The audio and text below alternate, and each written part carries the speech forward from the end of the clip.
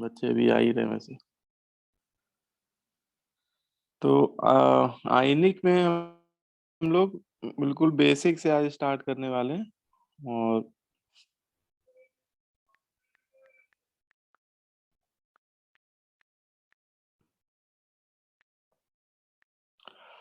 Ionic equilibrium, ठीक है, ये मैंने हेडिंग लगा दी भाई, आयनिक इक्विलिब्रियम।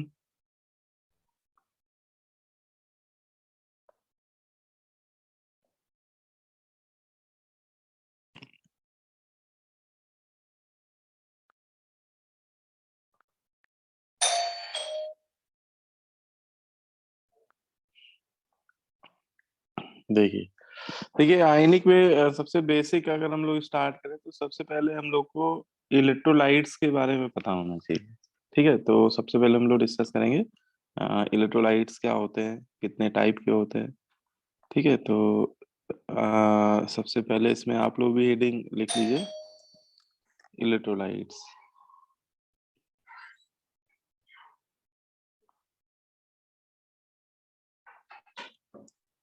ठीक है, इलेक्ट्रोलाइट किसको बोलते हैं पहले हम लोग ये बेसिक समझते हैं, है ना। किसी को पता हो तो बताओ भाई, इलेक्ट्रोलाइट क्या होता है। substance with dissociative mode. हाँ, सब्सटेंस, कौन से substance? The conduct electricity, which conduct electricity. Substance which can conduct electricity. ठीक है, तो इलेक्ट्रोलाइट्स की जो बेसिक डेफिनेशन है वो यही है कि ऐसे सभी सब्सटेंस, वो चाहे ऑर्गेनिक भी हो सकते हैं या इनऑर्गेनिक भी हो सकते हैं, जिसको किसी पोलर सॉल्वेंट पे, पोलर सॉल्वेंट में लाइक वाटर जैसे ले लूं, या अल्कोहल ले सकते हो, या एसिटिक एसिड ले सकते हो। मैक्सिमम केस में तो हम लोग वाटर ही लिया करेंगे पूरे आयनिक इक्विलिब्रियम में।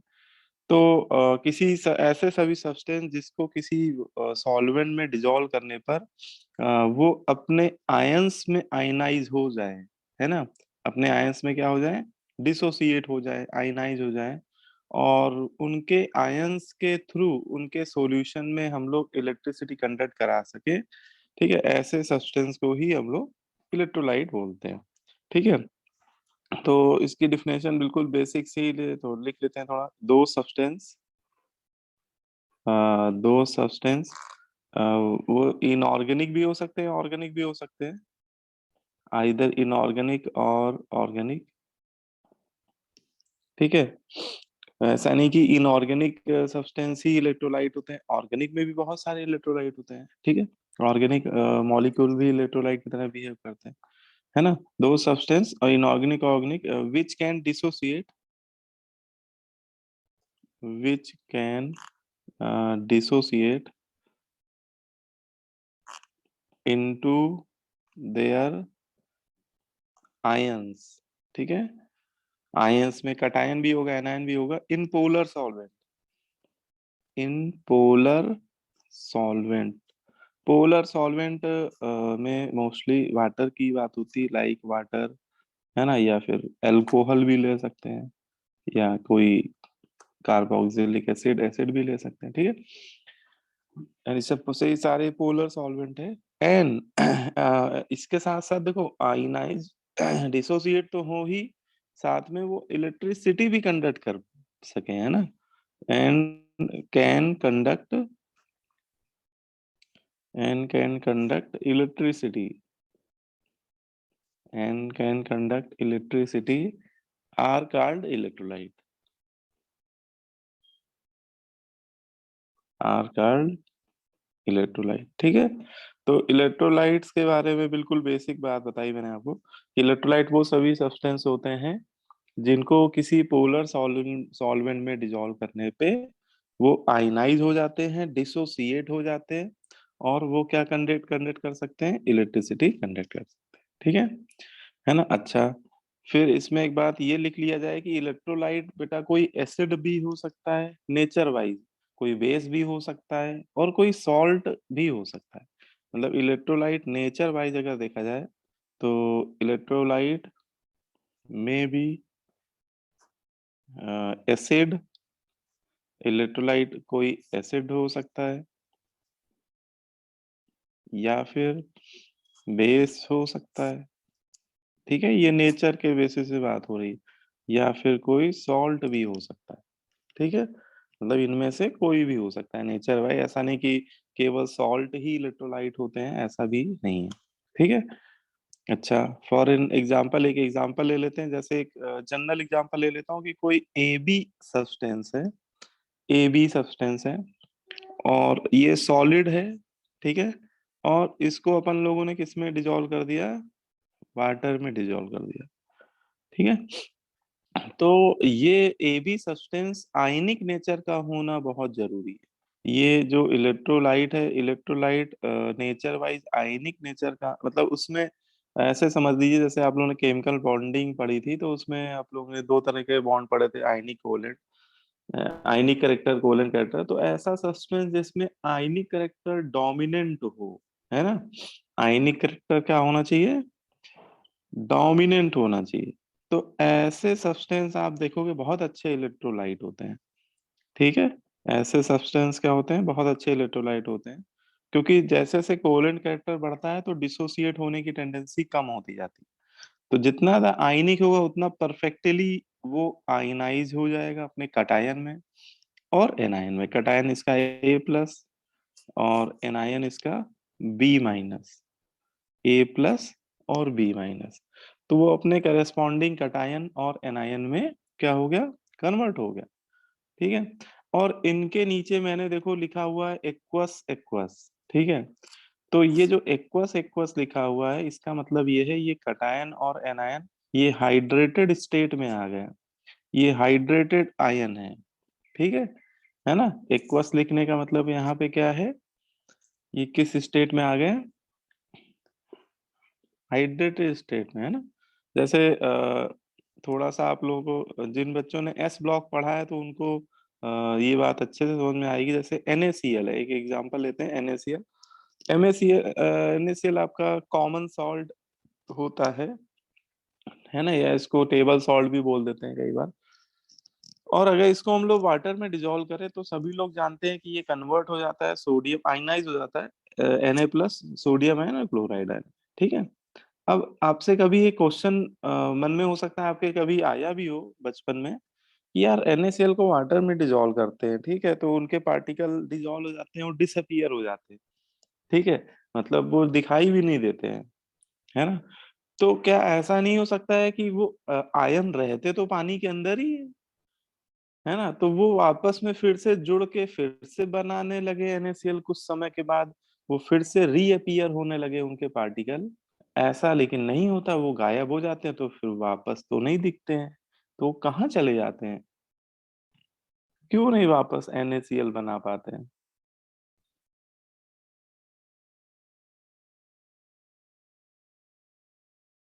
बताओ भाई, NaCl को जब वाटर में डिजोल्व किया तो Na+Cl- में कन्वर्ट हो गया, तो वो फिर से आपस में मिलके फिर से NaCl बना दे। तो वो जो छोटे छोटे नन्हे नन्हे व्हाइट पार्टिकल वो दिखने चाहिए हम लोग को, वो लेकिन नहीं दिखते हैं, है ना। लेकिन एक तरीके से दिख सकते हैं कि अगर आप उसी वाटर मतलब जिस जैसे आपने वाटर में डिजोल्व किया, अगर उस वाटर को इवोपरेट कर दे, है ना, जैसे आप उस वाटर को क्या कर दे, इवोपरेट कर दे, जैसे आपने NaCl को पानी में डिजोल्व किया सपोज, ठीक है। तो पहले तो वो डिजोल्व हो गया भाई, डिजोल्व होने पर वो उनके पार्टिकल डिसअपियर हो जाएंगे, है ना। लेकिन आप चाहते हो कि वही पार्टिकल हमें फिर से दिखें, तो उसका एक तरीका होता है कि आप वाटर को इवोपरेट कर दें, है ना, क्या कर दें, आप हीट करना शुरू कर दें, और जितना भी वाटर है उसको क्या कर दें, इवोपोरेट कर दे या वेपराइज कर दे, जो भी उसको बोल सकते हैं। तो अगर ये पूरा वाटर क्या हो जाए, इवोपोरेट हो जाए, ठीक है ना, तो आपको लास्ट में वही पार्टिकल जो आपने डिसॉल्व किए थे वो आपको दिखाई देंगे, वो नीचे आपको, तो पूरा पानी इवोपरेट हो जाएगा, तो जितना आपने NaCl डिसॉल्व किया होगा वो सारा आपको मिल जाएगा, ठीक है।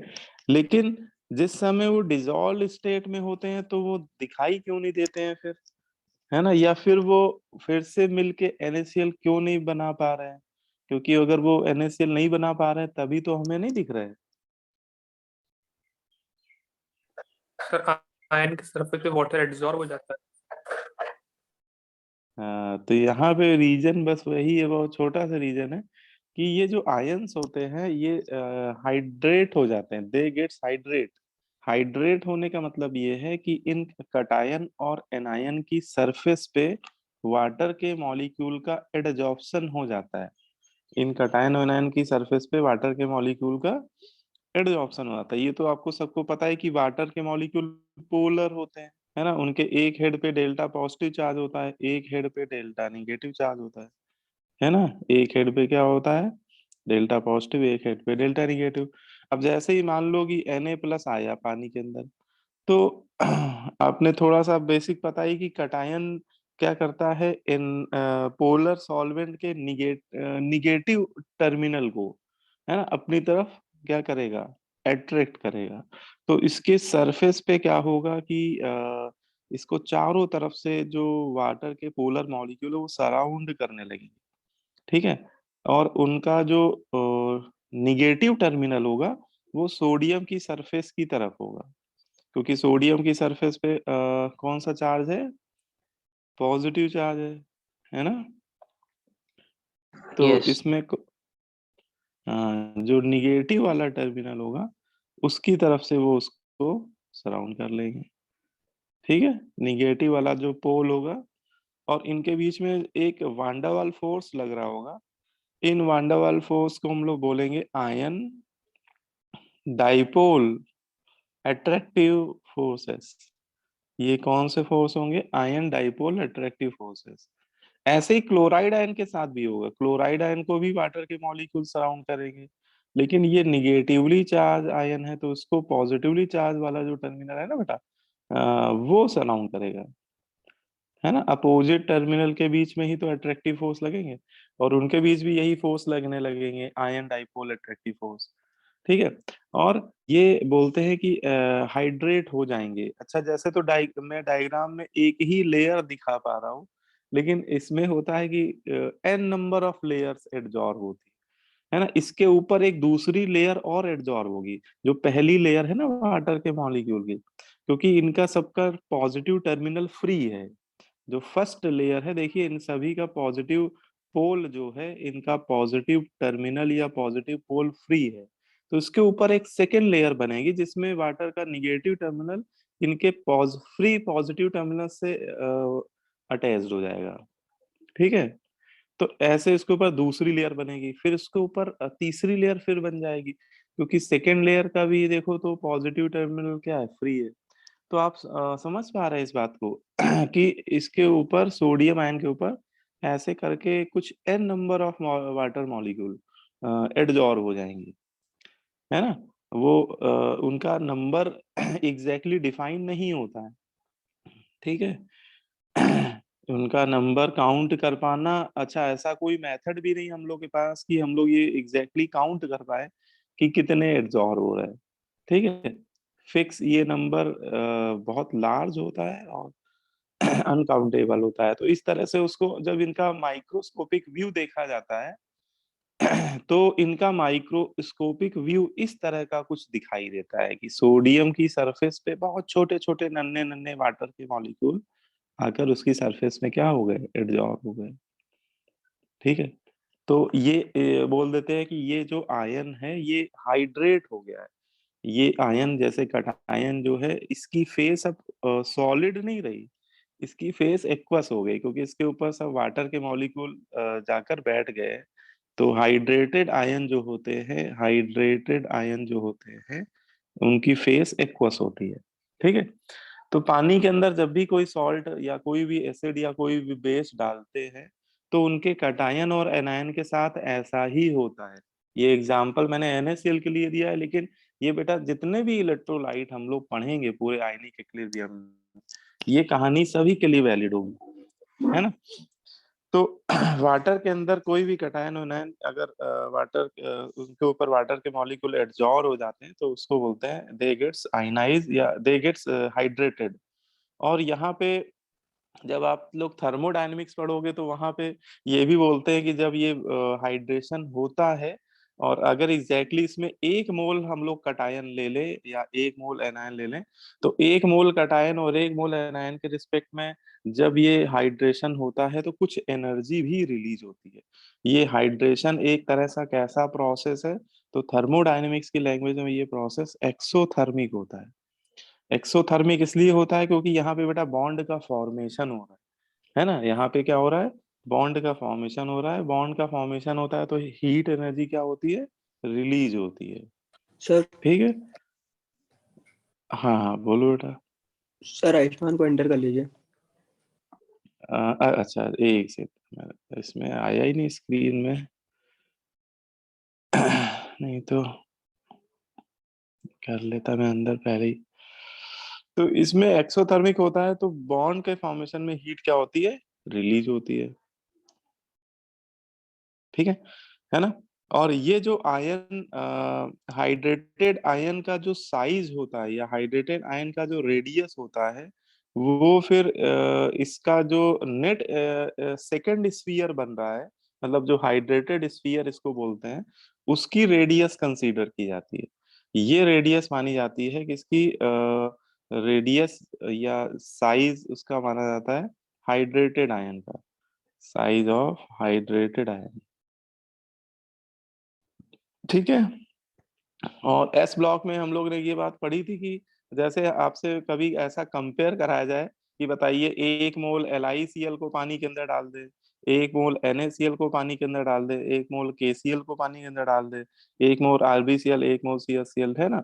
तो आपसे ये पूछा जा सकता है कि बताइए इनकी इन कटायन के रिस्पेक्ट में, जैसे एनायन तो सब में मैंने सेम ही ले लिए, तो कटायन के रिस्पेक्ट में आयनिक हाइड्रेटेड साइज का क्या ऑर्डर होगा, हाइड्रेटेड साइज का ऑर्डर। Li फिर Na फिर Li is greater than Na is greater than. हाँ, तो सबसे सबसे छोटा बड़ा, साइज होगा उसका सबसे बड़ा रेडियस। बहुत बढ़िया। तो एक्वस स्टेट में अगर हम लोग इनके साइज का कभी कंपैरिजन करें हाइड्रेटेड स्टेट में, तो जितना छोटा कटायन होगा, वैसे सबसे छोटा कटायन है लिथियम है, लेकिन जो जितना छोटा होता है वो फजान रूल में पड़े तो उतना ज्यादा वो क्या करता है, पोलराइजेशन करता है, उतने ज्यादा वो सर एक्सटेंट में उसमें नंबर ऑफ लेयर्स जो होंगी वो सबसे ज्यादा एडजॉर्ब होंगी, और जितनी ज्यादा लेयर एडजॉर्ब होगी उसका साइज उतना ज्यादा बढ़ जाएगा। तो सबसे बड़ा साइज होगा लिथियम आयन का एक्वस स्टेट में, है ना। क्लियर हो गया। तो लिथियम की पोलराइजिंग पावर सबसे ज्यादा है, इसलिए ये साइज ऐसा आता है। ठीक है, एक्वस स्टेट में, है ना। ये साइज एक्वस। कभी आपसे सॉलिड स्टेट में पूछा जाए तो सॉलिड स्टेट मतलब कि सॉलिड या गैसीय स्टेट में पूछे तब फिर वहां पे तो जैसे हम लोग पीरियोडिक टेबल पढ़ते हैं कि डाउन टू, पीरियोडिक टेबल में तो हम लोग यही पढ़ते हैं ना, डाउन टू ग्रुप मूव करने पे आयनिक रेडियस क्या होती है, इंक्रीज होती है। तो वो जो हम लोग पढ़ते हैं वो उनकी अपनी रेडियस होती है गैसियस स्टेट में, वो उनकी जो रेडियस होती है वो गैसियस स्टेट वाली। ठीक है, क्लियर है ना। Yes. और अ, है ना। और अगर इनकी हाइड्रेशन एनर्जी का ऑर्डर पूछ दिया जाए कि सबसे ज्यादा एनर्जी किसमें रिलीज हो रही है, तो सीधी बात है जितना ज्यादा बड़ा, जितना ज्यादा एक्सटेंट में हाइड्रेशन होगा, जितने ज्यादा वाटर के मॉलिक्यूल उसकी सरफेस में लद जाएंगे, एडजॉर्ब हो जाएंगे, उतनी ज्यादा एनर्जी रिलीज होगी, उतने ज्यादा आयन डाइपोल फोर्स का फॉर्मेशन हो, आयन डाइपोल बॉन्ड का फॉर्मेशन होगा। तो सबसे ज्यादा हाइड्रेशन हो रहा है लिथियम आयन का, तो इसकी हाइड्रेशन एनर्जी भी सबसे ज्यादा होगी। मतलब जो ऑर्डर उनकी हाइड्रेटेड साइज का है, सेम वही ऑर्डर उनकी हाइड्रेशन एनर्जी का हो जाएगा। ठीक है। तो hydration energy is directly proportional to extent of hydration. ठीक है, जितना ज्यादा एक्सटेंट में हाइड्रेशन होगा उसकी हाइड्रेशन एनर्जी भी ज्यादा होगी। तो ये एक बहुत छोटा सा पॉइंट मैंने अभी आपको बताया कि ये ऐसे सभी सब्सटेंस जो वाटर में डिजोल्व होकर आयनाइज हो जाते हैं, है ना, और एक्वस स्टेट में कन्वर्ट हो जाते हैं। और अब यहाँ पे जैसे मैंने यहाँ पे नाम पे आता है इलेक्ट्रोलाइट, तो इलेक्ट्रोलाइट इनको इसलिए भी बोला जाता है कि अगर ये कटायन एनायन जब इस स्टेट में आ जाते हैं और अगर आप क्या करो, इसमें इलेक्ट्रिसिटी कंडक्ट कराने लो। इलेक्ट्रिसिटी कंडक्ट कराने मतलब कि जो भी बीकर है उसमें एक दो प्लेटें आप डाल दो। दो प्लेटें मतलब एक कैथोड प्लेट डाल दो, एक एनोड प्लेट डाल दो। एक प्लेट पे मान लो पॉजिटिव टर्मिनल है, एक प्लेट पे नेगेटिव टर्मिनल है। तो ये जितने भी आयंस है, जैसे ये सोडियम आयन है एक्वस स्टेट वाला, तो वो किसी एक अपोजिटली चार्ज प्लेट की तरफ दौड़ना शुरू कर देंगे। जितने भी उसमें सोडियम आयन होंगे वो सभी अपोजिटली चार्ज मतलब निगेटिवली चार्ज प्लेट की तरफ दौड़ेंगे। जितने भी क्लोराइड आयन होंगे वो सभी क्या करेंगे, पॉजिटिवली चार्ज प्लेट की तरफ मूव करने लगेंगे। और अगर आयंस या चार्ज किसी एक यूनिक डायरेक्शन में फ्लो करने लगता है, चाहे वो किसी मेटालिक कंडक्टर में हो या किसी वो इलेक्ट्रोलिटिक सॉल्यूशन में हो, तो वहां पर एक इलेक्ट्रिसिटी जनरेट होने लगती है। तो जब ये आयंस एक कटायन सारे दौड़ने लगेंगे निगेटिवली चार्ज प्लेट की तरफ, है ना, और एनायन दौड़ने लगेंगे पॉजिटिवली चार्ज प्लेट की तरफ, तो यहाँ पे अगर हम लोग बैटरी बैटरी लगा दे इस तरह से, तो यहाँ पे एक इलेक्ट्रिसिटी कंडक्ट होनी शुरू हो जाएगी। ठीक है। और इसके इसीलिए बोलते हैं कि ऐसे सब्सटेंस जो इलेक्ट्रिसिटी जिनके सॉल्यूशन के थ्रू हम लोग इलेक्ट्रिसिटी कंडक्ट करा सके, ऐसे सब्सटेंस को हम लोग यहाँ पे आयनिक इक्विलिब्रियम में क्या नाम दे रहे हैं, इलेक्ट्रोलाइट्स बोल रहे हैं। ठीक है। सर एक बार फर्स्ट पेज दिखा दीजिए। अच्छा, एक मिनट का। तो इसमें है ना, ये चीज भी समझ में आनी चाहिए। दे कैन कंडक्ट इलेक्ट्रिसिटी, है ना, दे कैन कंडक्ट इलेक्ट्रिसिटी। ठीक है। इनके मूवमेंट की ये जो हाइड्रेटेड आयन है, इनके मूवमेंट की वजह से ही इलेक्ट्रिसिटी क्या होती है, कंडक्ट होती है ना। ये है बेटा पहला first page. Yes sir, thank you sir. ठीक है। तो देखो इसमें अब आगे बढ़ते हैं। अब इसमें आते हैं टाइप्स ऑफ इलेक्ट्रोलाइट की। इलेक्ट्रोलाइट कितने टाइप के होते हैं। ठीक है। तो टाइप्स ऑफ इलेक्ट्रोलाइट, तो देखो इलेक्ट्रोलाइट्स को हम लोग दो कैटेगरी में डिवाइड कर देते हैं। इलेक्ट्रोलाइट में भी two type, strong electrolyte and weak electrolyte. Electrolyte को दो कैटेगरी में डिवाइड कर दिया जाता है ना। नेचर के बेसिस पे इलेक्ट्रोलाइट या तो कोई स्ट्रॉन्ग इलेक्ट्रोलाइट हुआ करेगा या तो फिर कोई वीक इलेक्ट्रोलाइट हुआ करेगा, है ना। तो दो ही तरह के इसमें इलेक्ट्रोलाइट होते हैं, आइदर स्ट्रॉन्ग इलेक्ट्रोलाइट और वीक इलेक्ट्रोलाइट।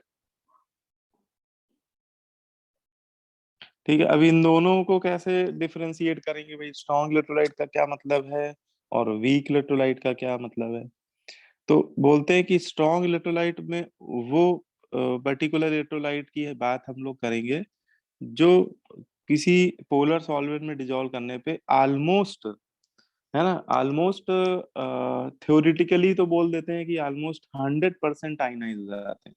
ठीक है। मतलब ऐसे इलेक्ट्रोलाइट जिनको अगर हम लोग वाटर में डिजोल्व करें और they gets completely dissociate into water, बोलते हैं कि वो अपने आयंस में कंप्लीटली डिसोसिएट हो जाते हैं, है ना। यहाँ पे क्या होता है, कंप्लीट डिसोसिएशन देखने को मिलता है, कंप्लीट डिसोसिएशन।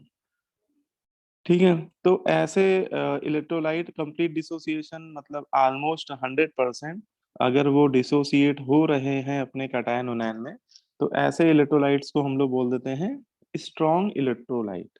ठीक है। इनको हम बोल देते हैं स्ट्रॉन्ग इलेक्ट्रोलाइट। लेकिन अभी हम लोग जब कैलकुलेशन के पॉइंट ऑफ व्यू से बात करेंगे तो बोलते हैं कि जिनका अल्फा जो होता है अगर वो 90% से ज्यादा है तो वो सब स्ट्रॉन्ग की कैटेगरी में ले लेते हैं। ठीक है। तो जिनका डिग्री ऑफ डिसोसिएशन, है ना, 90% से ज्यादा है तो वो सभी को हम लोग स्ट्रॉन्ग इलेक्ट्रोलाइट की कैटेगरी में रखते हैं। तो इसमें हम लोग बोल सकते हैं कि डिफिनेशन के point of view strong electrolyte are completely dissociate into their ions in water. ठीक है। तो जितने भी स्ट्रॉन्ग इलेक्ट्रोलाइट होते हैं वो वाटर में ऑलमोस्ट, है ना, कंप्लीटली डिसोसिएट हो जाते हैं। ठीक है। ऑलमोस्ट कंप्लीटली डिसोसिएट हो जाता है। इनका जो अल्फा होता है, इनका जो अल्फा होता है वो लगभग 1 की तरफ टेंड करता है। इनका अल्फा मतलब इनका डिग्री ऑफ डिसोसिएशन 1 की तरफ टेंड करता है, ठीक है। और इन न्यूमेरिकल्स, जब हम लोग न्यूमेरिकल की बात किया करेंगे तो न्यूमेरिकल्स में हम लोग थोड़ा सा अप्रोक्सीमेशन भी ले लिया करेंगे। इनका अल्फा हम लोग थ्योरेटिकली 1 ले लेते हैं। स्ट्रॉन्ग इलेक्ट्रोलाइट का अल्फा हम लोग थ्योरेटिकली क्या कंसीडर कर लेते हैं, 1। अल्फा 1 कंसीडर करने का मतलब हम लोग मान लेते हैं कि 100% डिसोसिएट हो रहा है। लेकिन थ्योरेटिकली बोला जाए, ठीक है, थ्योरेटिकली अगर बोला जाए तो जिनका भी अल्फा बेटा 0.9 से ज्यादा है तो वो सभी हम लोग स्ट्रॉन्ग की कैटेगरी मान लेते हैं जिसका भी अल्फा 0.9 से ज्यादा है तो 0.9 को अगर राउंड ऑफ करेंगे तो वो 1 ही आएगा, तो इसको हम लोग स्ट्रॉन्ग ही मान लेते हैं, ठीक है। तो ये बात हो गई किसकी, स्ट्रॉन्ग इलेक्ट्रोलाइट की। अच्छा, वीक इलेक्ट्रोलाइट क्या होते हैं? वीक इलेक्ट्रोलाइट बोलते हैं ये कंप्लीट आयनाइज नहीं होते हैं, ये पार्शियली आयनाइज होते हैं। जैसे ए बी है, आपने पानी में डाला तो ये कंप्लीट नहीं आयनाइज होगा, पार्शियली डिसोसिएट होगा।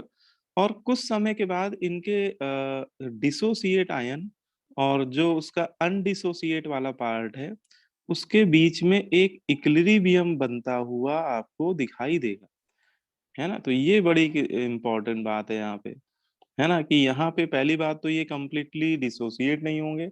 इस वजह से क्या होगा कि after some time an equilibrium will establish between their dissociate ions and undissociated part. तो उनके बीच में एक क्या बनेगा, इक्विलिब्रियम बनेगा, है ना। तो ये क्या होंगे, पार्शियली डिसोसिएट हो रहे होंगे, ये पार्शियली डिसोसिएट हो रहे होंगे, ठीक है। और कुछ समय के बाद क्या बन रहा होगा, एक इक्विलिब्रियम बन रहा होगा, ठीक है। तो इसमें लिख लीजिए weak electrolyte, weak electrolyte are partially dissociate into their ions in water. देखो वाटर को हम लोग एक यूनिवर्सल सॉल्वेंट की तरह लेंगे, एक खासकर इस चैप्टर में कि जो भी इलेक्ट्रोलाइट है उसको हम लोग वाटर में डिजोल्व किया करेंगे जब तक कोई वो नया नाम ना ले, वाटर के अलावा कोई दूसरा पोलर सॉल्वेंट की बात ना करे, तब तक हम लोग बाय डिफॉल्ट वाटर ही लिया करेंगे, ठीक है। And after some time, and after some time an equilibrium will establish, an equilibrium will established between, an equilibrium will establish between their dissociated ions and undissociated part, ठीक है। तो कुछ समय के बाद एक इक्विलिब्रियम बनता दिखेगा उनके डिसोसिएटेड और अनडिसोसिएटेड पार्ट के बीच में, और this type of equilibrium is called ionic equilibrium. और इस तरह के इक्विलिब्रियम को हम लोग क्या बोलेंगे, this type of equilibrium is called ionic equilibrium. तो इस तरह के इक्विलिब्रियम को ही हम लोग क्या बोल दिया करेंगे, आयनिक। जो चैप्टर का नेम है वो यही है, आयनिक इक्विलिब्रियम। तो ये आयनिक इक्विलिब्रियम जो आपको बनता हुआ देखने को मिलेगा, ये किस टाइप के इलेक्ट्रोलाइट में बनता देखने को मिलेगा, स्ट्रॉन्ग की वीक, weak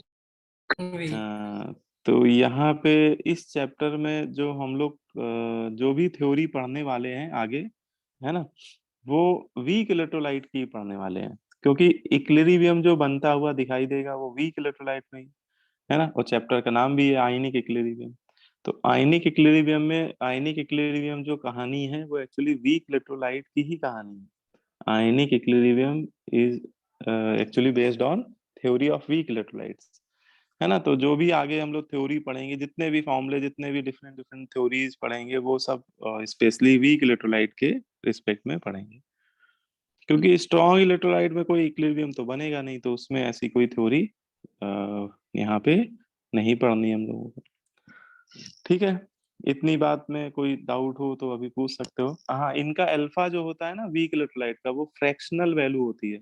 इनका अल्फा 0 से 1 के बीच में लाई करता है। ठीक है, जैसे कोई 40% आयनाइज हो रहा है तो उसका अल्फा 0.4 हो जाएगा, कोई 60% आयनाइज हो रहा है तो 0.6 हो जाएगा।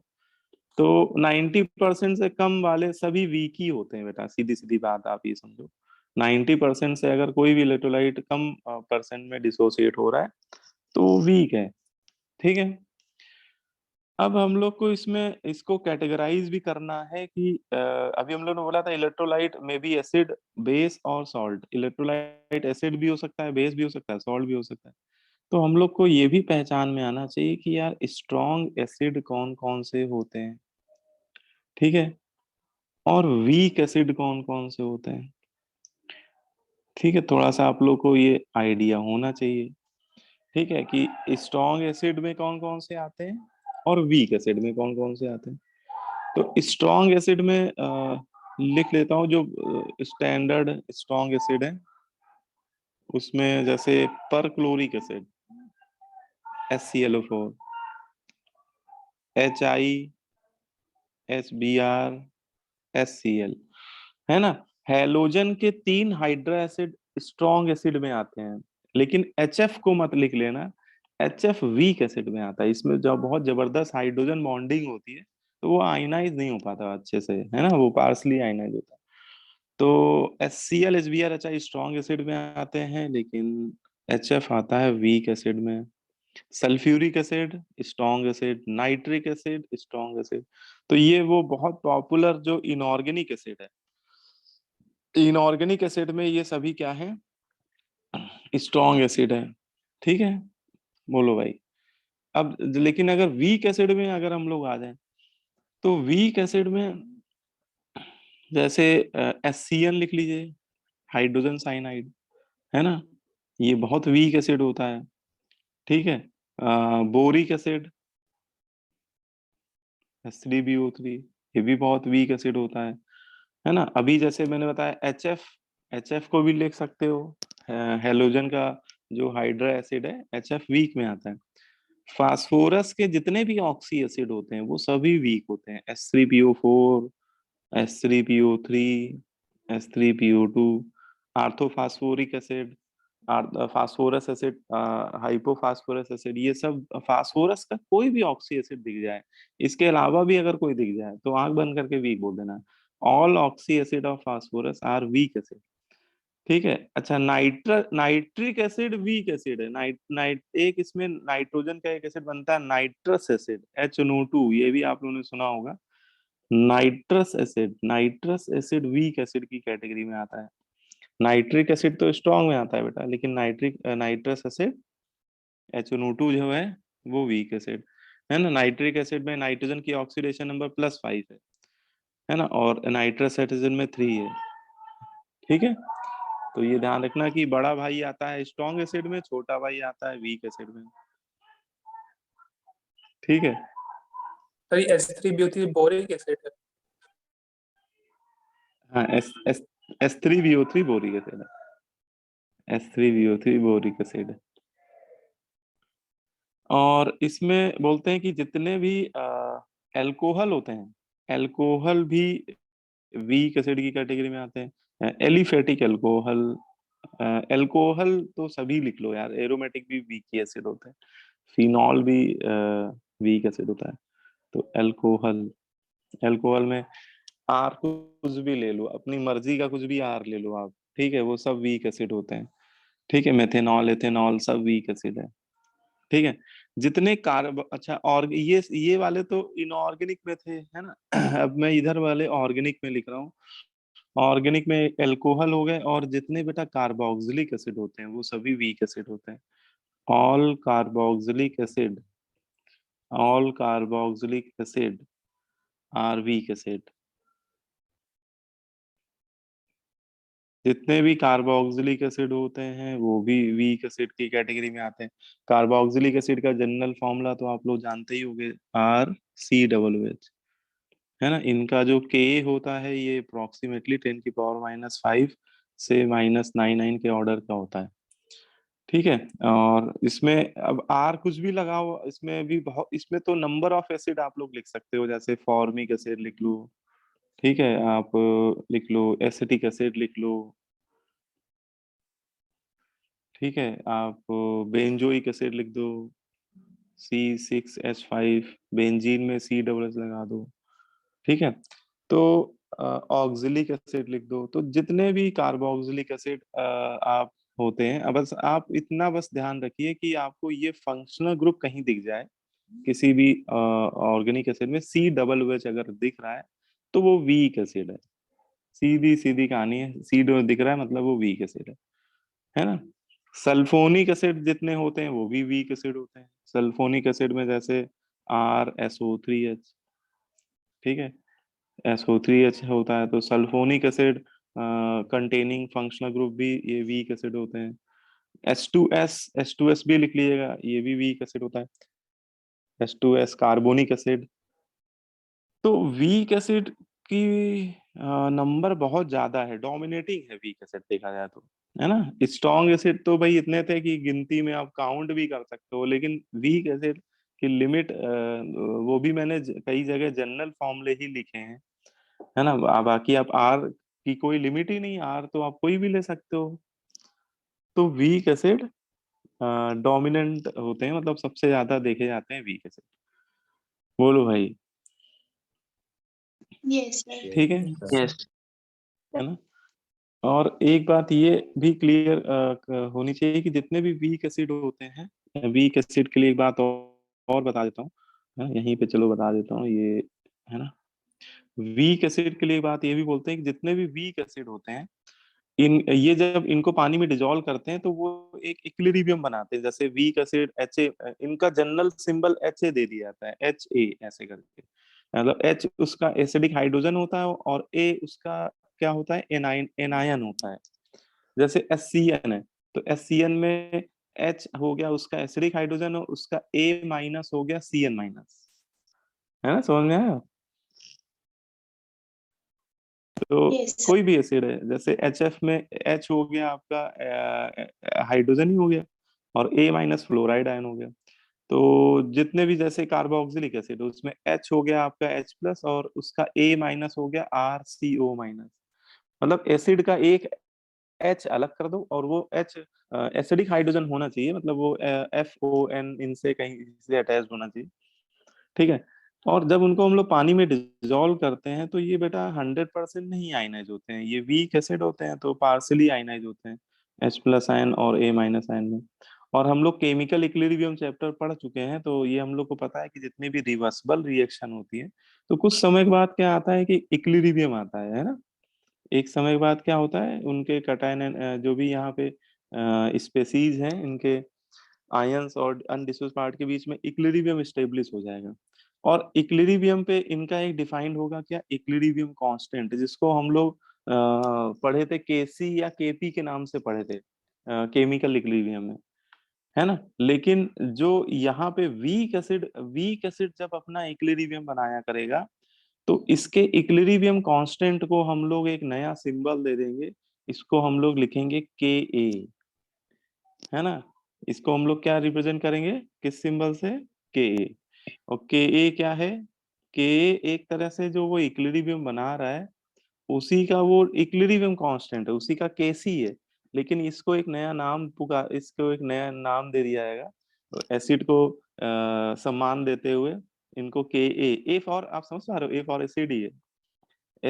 एसिड के डिसोसिएशन कांस्टेंट को ही हम लोग यहाँ नाम दे रहे हैं, एक नया नाम दे रहे हैं Ka।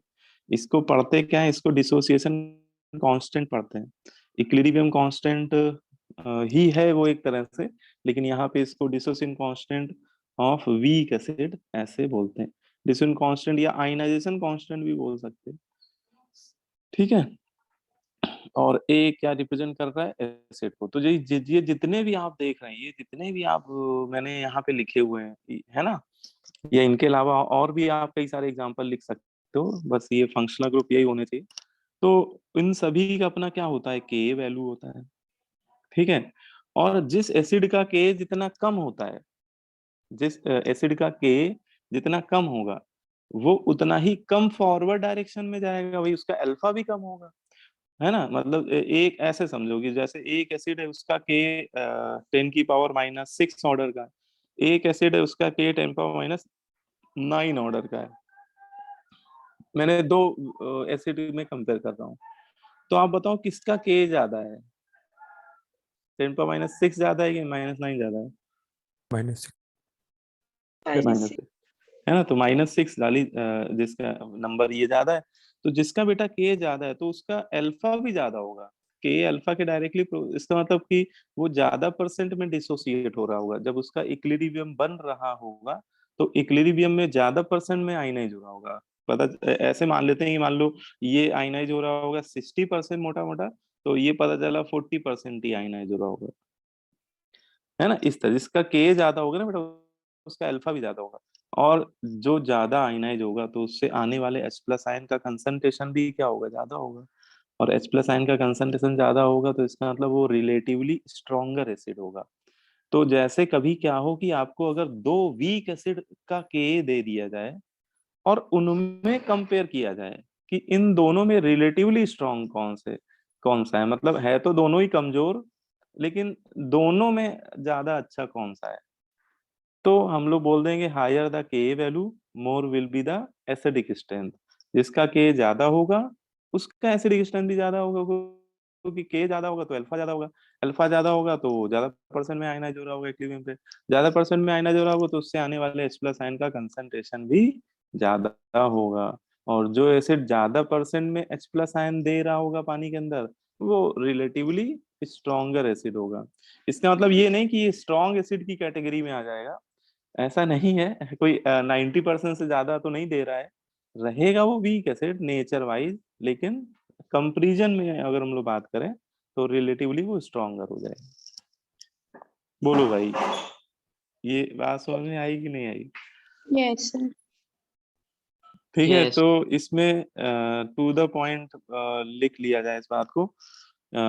Higher the value of K, higher the value of K a more will be the acidic strength. मतलब के एक तरह का इंडिकेट करेगा हमें, उसके एसिडिक स्ट्रेंथ के बारे में इंफॉर्मेशन मिल जाया करेगी। हायर द वैल्यू ऑफ के will more will be the acidic strength of weak acid. वो जो भी वीक एसिड है उसका के जितना ज्यादा होगा वो उतना ही ज्यादा स्ट्रॉन्ग, वो उतना ही ज्यादा उसका एसिडिक स्ट्रेंथ ज्यादा होगी। ठीक है ना। मतलब acidic strength is directly proportional to, बताओ किसके डायरेक्टली प्रोपोर्शनल लिख दें? Okay. के के है ना। लेकिन पी के इनवर्सली प्रोपोर्शनल हो जाएगा। पी के क्या है, पी के एक्चुअली माइनस लॉग के को बोलते हैं। तो जिसका के ज्यादा होता है उसका पी के कम होता है। ठीक है, पी के अभी ये वाला टॉपिक अभी आएगा, पी के क्या होता है अभी मैंने लिख दिया है ना। तो ये पूरा आप पहले बेसिक बात को नोट कर लीजिए। जिसका के ज्यादा उसका एसिडिक स्ट्रेंथ भी ज्यादा। ठीक है, तो इसका मतलब जितने वीक एसिड होंगे उनका अपना एक डिसोसिएशन कांस्टेंट होगा, और उसके डिसोसिएशन कांस्टेंट को ही हम लोग क्या बोल दिया करेंगे, के ए से रिप्रेजेंट किया करेंगे। ठीक है, अब ये तो मैंने एसिड की बात बताई, लेकिन इलेक्ट्रोलाइट तो बेस भी हो सकते हैं, है ना। बोलो भाई। Yes, sir. तो अब लिखिए स्ट्रॉन्ग बेस। स्ट्रॉन्ग बेस कौन से होते हैं? तो स्ट्रॉन्ग बेस की कैटेगरी में देखो आते हैं जितने भी हाइड्रोक्साइड है, एल्कली मेटल के जो हाइड्रोक्साइड होते हैं वो सभी स्ट्रॉन्ग बेस होते हैं। हाइड्रोक्साइड ऑफ एल्कली मेटल के हाइड्रोक्साइड, ये सभी स्ट्रॉन्ग बेस की कैटेगरी में आते हैं। एल्कली मेटल के हाइड्रोक्साइड में लिखना चाहो तो लिथियम का हाइड्रोक्साइड लिख लो, सोडियम हाइड्रोक्साइड लिख दो NaOH, पोटेशियम हाइड्रोक्साइड, ये सभी स्ट्रॉन्ग बेस। ठीक है, ये सभी स्ट्रॉन्ग बेस है। और ये मतलब सभी का अल्फा अगर देखा जाए तो 90% से ज्यादा होता है। लेकिन इनमें भी अब अगर कोई पूछ ले कि इनमें रिलेटिव ऑर्डर क्या है, तो इनमें down to group basic strength बढ़ती, इनमें भी सबसे स्ट्रॉन्गर है सीजियम हाइड्रोक्साइड, इसका अल्फा सबसे ज्यादा होता है। ठीक है, लेकिन ओवरऑल है ये सभी स्ट्रॉन्ग एसिड की कैटेगरी में इनको कंसीडर, सबका अल्फा 90% से ज्यादा ही होता है, तो ओवरऑल है सभी स्ट्रॉन्ग एसिड। अच्छा, एल्कली मेटल के तो सारे ही हैं, लेकिन एल्कलाइन अर्थ मेटल के सारे नहीं है। एल्कलाइन अर्थ मेटल में लास्ट के दो ही होते हैं, स्ट्रोंशियम हाइड्रोक्साइड और barium hydroxide. Alkaline earth metal में दो ही लिखिएगा बेटा, स्ट्रोंशियम हाइड्रोक्साइड, बेरियम हाइड्रोक्साइड। ठीक है, और इन दोनों में बेरियम थोड़ा ज्यादा है। ठीक है, बाकी जो इससे ऊपर वाले हैं जैसे beryllium hydroxide, magnesium, calcium hydroxide, वो सब वीक की कैटेगरी में आते हैं। ठीक है, तो स्ट्रॉन्ग में तो बस यही आते हैं। स्ट्रॉन्ग का नंबर वैसे ही कम ही मिलेगा रिलेटिवली, वीक वीक थोड़ा ज्यादा डोमिनेंट होते हैं, तो उनका नंबर आपको चाहे एसिड हो या बेस, सब में वही डोमिनेंट है। ठीक है ना। अब वो डोमिनेंट है, इसीलिए उनके लिए अलग से एक थ्योरी, एक चैप्टर ही बना दिया गया। देखो, उनकी स्टडी के लिए हम लोग एक चैप्टर पढ़ रहे हैं पूरा, आयनिक इक्विलिब्रियम, है ना, क्योंकि इतने ज्यादा हैं, तो उनके लिए अलग से थ्योरी, अलग से चैप्टर हम लोग को बनाना पड़ गया भाई। ठीक है, वीक बेस में कौन से आते हैं, तो वीक बेस में अमोनियम हाइड्रोक्साइड लिख लीजिए, बहुत पॉपुलर वीक बेस है अमोनियम हाइड्रोक्साइड। ठीक है, या फिर कई बार ये ना लिखकर वो आपको ऐसे लिख देगा, अमोनिया लिख देगा और छोटा सा एक्वस लिख देगा, एक्वस अमोनिया। तो ये दोनों एक ही बात है ना। अमोनियम हाइड्रोक्साइड या एक्वस अमोनिया एक ही बात है, क्योंकि अमोनिया को पानी में जब डिजोल्व करते हैं ना, अमोनिया को जब पानी में, जैसे मैंने NaCl को पानी में डिजोल्व किया था, ऐसे बेटा अमोनिया को जब पानी में डिजोल्व करते हैं तो वो पार्शियली रिएक्ट करके ये क्या बना देता है, अमोनियम हाइड्रोक्साइड ही बना देता है। ठीक है, तो ये भी, या आजकल अभी जेई वालों ने एक बार इसको ऐसे भी लिख के पेश किया है हम लोग को सामने, मतलब वो जेई वालों की कई बार है ना कि वो चीजों को तोड़ मरोड़ के पेश करते हैं। तो अमोनिया डॉट वाटर भी लिखा हो तो भी वही बात है, ये भी अमोनियम हाइड्रोक्साइड ही है। ठीक है, तो ये आपके वीक बेस है। है ना, साथ ही साथ आप ऑर्गेनिक केमिस्ट्री में बोल सकते हो, जितने एमीन्स होते हैं सारे एमीन वीक बेस होते हैं।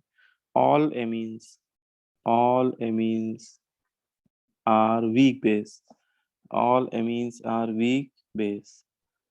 जितने भी अमीन है बेटा वो सब वीक बेस होते हैं, चाहे डिग्री वाइज वो 1 डिग्री हो या 2 डिग्री हो या 3 डिग्री है, क्योंकि अमीन भी 3 तरह के होते हैं ना, primary amine, secondary amine, tertiary अमीन।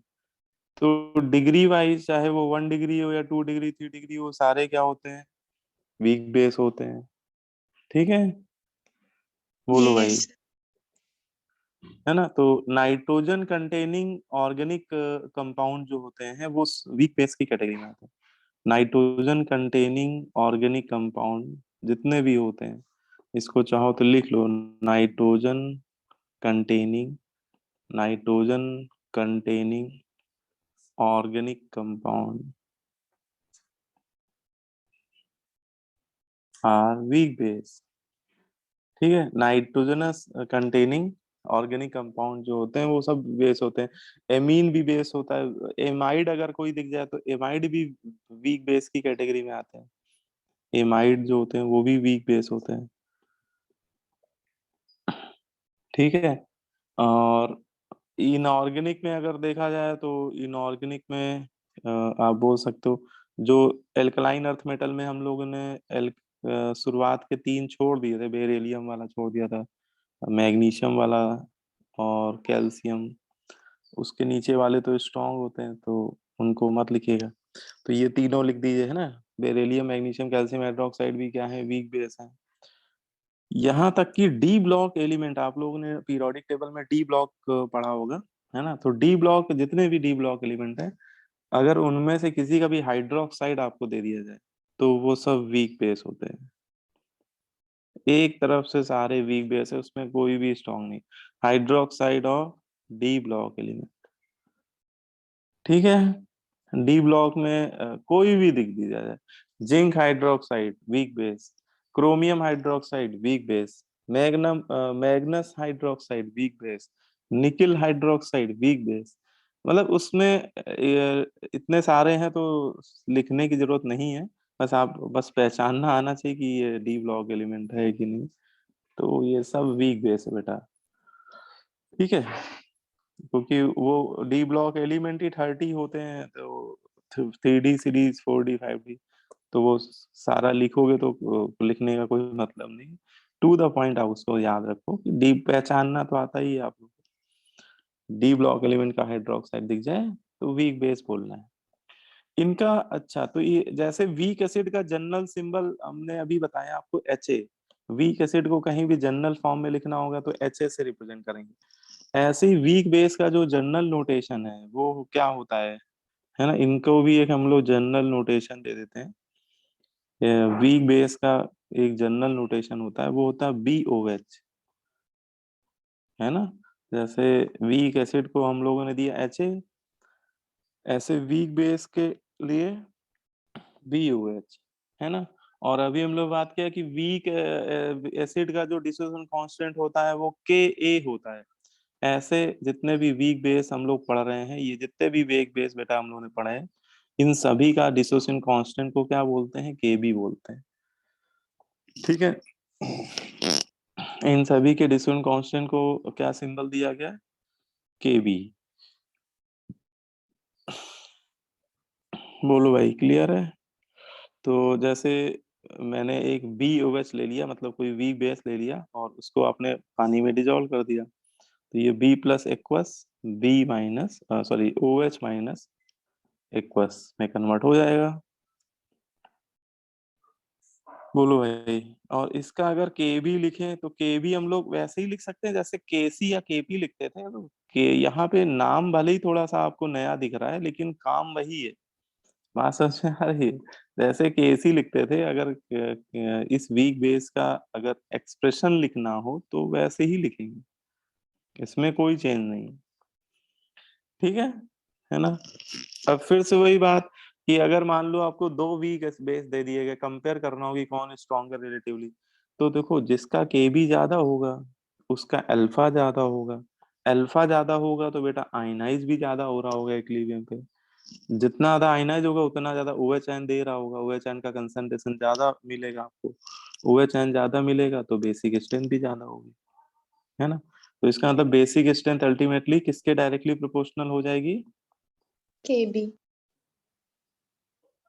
हाँ Kb की हो जाएगी, बहुत बढ़िया। Basic strength of weak base is directly proportional to Kb। ठीक है, समझ में आ रहा है आलोक बेटा, समझ में आ रहा है। Yes sir. तुम लोग सोच रहे होगे यार रिपब्लिक डे है और आप आज भी सर ने क्लास रख दिया। इंडिया तो अभी भी आजाद नहीं हुआ लग रहा है, इंडिया तो हो गया है, हम लोग नहीं हो पाए। क्यों भाई, हैं? नहीं सर, ऐसा नहीं है। ऐसा नहीं है, मनी मन कुछ बोल तो नहीं रहे हो?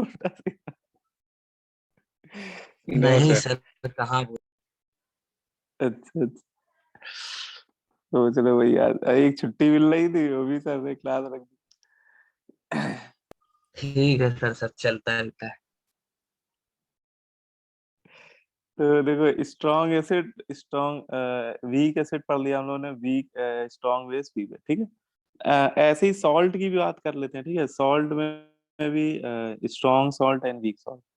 तो स्ट्रॉन्ग सॉल्ट जो होते हैं, स्ट्रॉन्ग सॉल्ट की कैटेगरी में जो सॉल्ट आते हैं वो कौन कौन से होते हैं, तो स्ट्रॉन्ग सॉल्ट में आप समझ लीजिए एल्कली मेटल, एल्कली मेटल का आपको अगर कोई भी हैलाइड दे दिया जाए, हैलाइड मतलब chloride, bromide, iodide, except fluoride, fluoride weak में आते हैं, फ्लोराइड को छोड़िएगा, ठीक है।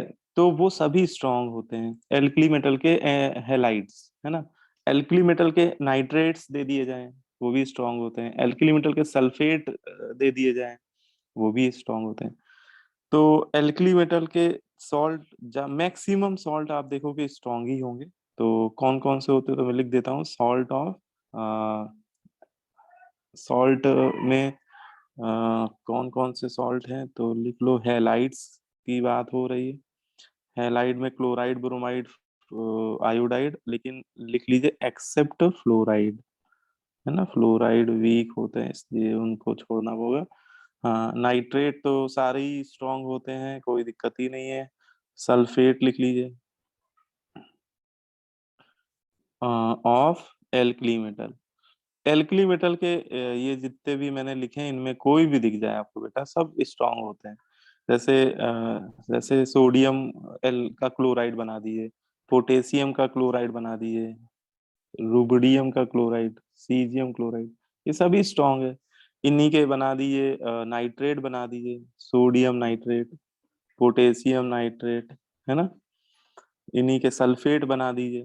तो एन नंबर ऑफ, मतलब ये जितने भी एग्जाम्पल हैं ये खुद भी आप लिख सकते हो, इसमें बड़ी बात नहीं है। ठीक है, इनके सल्फेट बना दिए, तो ये सभी स्ट्रॉन्ग इलेक्ट्रोलाइट। ठीक है, तो एल्कली मेटल के ही हैं, लेकिन ये भी ध्यान रखना एल्कली मेटल के ही हैं।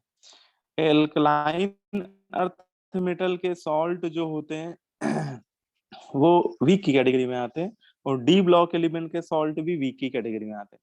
ठीक है, तो ये थोड़ा सा आपको ध्यान रखना है। तो इनको छोड़ दो तो बाकी सब वीक ही हो जाएंगे, ऐसे भी याद कर सकते हो आप लोग। स्ट्रॉन्ग के बारे में अगर पता है तो एक्सेप्ट स्ट्रॉन्ग सॉल्ट, जो बच रहे हैं वो सब वीक है। ठीक है, तो वीक सॉल्ट में सॉल्ट ऑफ, ऐसे लिख लो, salt of alkaline earth metal. Alkaline earth metal के जो सॉल्ट होते हैं वो सब वीक होते हैं, है ना। Salt of D block element, ये सब भी वीक होते हैं, salt of D block. Fluoride, alkali metal के फ्लोराइड भी वीक होते हैं, है ना। ऊपर फ्लोराइड हम लोग ने छोड़ा था ना, तो वो एक्चुअली वीक थे, इसीलिए उनको मैंने स्किप किया था। अब इनमें कुछ तो लिख ही डालो, जैसे बेरिलियम का को क्लोराइड कोई पूछे तो कहना वीक है, मैग्नीशियम का क्लोराइड वीक है, कोई पूछे जिंक क्लोराइड क्या है तो कहना वीक है। सिल्वर के तो बेटा सारे ही सॉल्ट वीक हैं, ये कहीं भी दिख जाए, सिल्वर के सॉल्ट वीक भी हैं, और ये बोलते हैं स्पाइरिंगली सॉल्युबल भी है। ये बहुत वीक होते हैं और पानी में ना के बराबर सॉल्युबल होते हैं सिल्वर के सॉल्ट। ठीक है, कैल्शियम के कैल्शियम का फ्लोराइड, स्ट्रॉन्सियम फ्लोराइड, फ्लोराइड भी सब वीक ही होते हैं, कैल्शियम फॉस्फेट। तो ये सभी क्या है, वीक आपके सॉल्ट है। ठीक है, और जितने भी वीक सॉल्ट होते हैं ये देखा जाता है कि वाटर में बहुत कम आयनाइज भी होते हैं, तो ये भी लिख लीजिए all weak salt, all weak salt, है ना। लेकिन इसमें नाइट्रेट एक्सेप्शन होते हैं, ये बात जो मैं लिखने जा रहा हूँ ये नाइट्रेट के लिए एप्लीकेबल नहीं है। ठीक है, all weak salt except nitrate are weak electrolyte and sparingly soluble in water। ठीक है, तो ये वाटर में बहुत कम एक्सटेंट में सॉल्युबल भी होते हैं, एक्सेप्ट नाइट्रेट। हाँ, नाइट्रेट की कहानी अलग है, बस नाइट्रेट ऐसे होते हैं कि वो चाहे डी ब्लॉक के ही क्यों ना हो, वो वाटर में कंप्लीटली सॉल्युबल होते हैं, नाइट्रेट कंप्लीटली सॉल्युबल होते हैं। और जितने भी वीक इलेक्ट्रोलाइट हैं जो पानी में बहुत कम सॉल्युबल होते हैं, इनका जो इक्विलिब्रियम कांस्टेंट होता है उसको इस सिंबल से रिप्रेजेंट किया जाता है। इनके इक्विलिब्रियम कांस्टेंट को किससे रिप्रेजेंट करते हैं, KSP से, है ना। इनके लिए क्या देते हैं, KSP, है ना, KSP। ठीक है, इसको बोलते क्या है, सॉल्युबिलिटी प्रोडक्ट इसको बोल देते हैं, सॉल्युबिलिटी प्रोडक्ट। तो जितने भी वीक इलेक्ट्रोलाइट जो पानी में बहुत कम एक्सटेंट में सॉल्युबल होते हैं उनके लिए एक सिंबल डिफाइन होता है KSP। ठीक है, उनको KSP से रिप्रेजेंट करते हैं। तो ये मैंने आपको एक बहुत बेसिक जनरल बातें आज बताई हैं अभी, है ना। तो ये पूरे चैप्टर में आपको बहुत हेल्पफुल रहेंगी, क्योंकि आपको कई बार ये पहचानना पड़ेगा कि आपको कोई सॉल्ट दे दिया जाएगा, पहचानना होगा कि वो स्ट्रांग है या वीक है। ठीक है, तो और इतना पहचानते ही आपका आधा क्वेश्चन हो जाएगा, है ना, मतलब यही पहचानते ही आप आपका आधा क्वेश्चन सॉल्व हो जाएगा। ठीक है, बाकी बाकी बचा हुआ पार्ट आपको फॉर्मूला वॉर्मूला लगा के निकालना होगा। तो यहाँ पे नेचर के बारे में जानना बहुत जरूरी है अगर आप आयनिक को अच्छे से समझना चाहते हैं। ठीक है, बोलो भाई, यस इतनी सर। बात समझ में आ। ओके। ठीक है, तो ये तो मैंने आपको बेसिक अभी बताया। अब इसमें जितने भी वीक इलेक्ट्रोलाइट है उनके लिए एक साइंटिस्ट है ओस्टवाल्ड। ओस्टवाल्ड जी ने क्या किया, एक डाइल्यूशन ला दिया अपना, जिसको हम लोग पढ़ते हैं ओस्टवाल्ड डाइल्यूशन ला के नाम से। तो अगला इसमें अब सबसे पहला थ्योरी इसमें यही पढ़ना ही है हम लोग को, ओस्टवाल्ड डाइल्यूशन ला। ओस्टवाल्ड डाइल्यूशन ला क्या होता है? ओस्टवाल्ड डाइल्यूशन ला, ठीक है, तो ओस्वाल्ड डाइल्यूशन लॉ जो ये हम लोग पढ़ रहे हैं, ये केवल वीक इलेक्ट्रोलाइट के लिए ही एप्लीकेबल है। ठीक है, this law is applicable is only for weak electrolytes.